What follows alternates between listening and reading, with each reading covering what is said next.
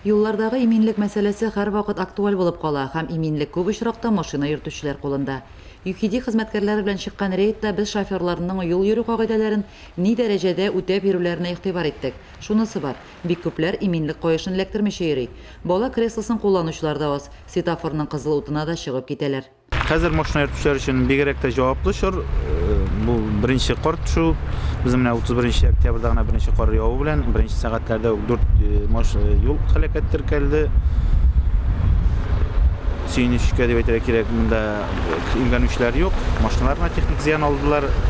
Беренче кар төшү белән юл транспорт һәлакәтләре саны да арткан. Бер көн эчендә теркәлгән аварияларның барысында да машина йөртүчеләр үзләре гаепле. Җәйге көпчәкләрне кышкысына алыштырмау сәбәпле машиналар барган юлдан чит тарафка кирип китеп, юл читендә торган машинага да килеп бәрелгән, үзәк урам уртасына да килеп кергәннәр.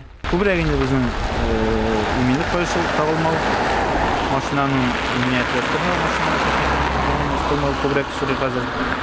И тизлекне дөрес сакламау. ЮХИДИ инспекторлары шоферлардан юлларда тагын бер мәртәбә игътибарлы булуларын сорый. Шуны онытмагыз, кешеләрнең гомерләре сезнең кулларда. Илия Шәймиева, Вадим Миннебаев, Мөслим телевидениесе.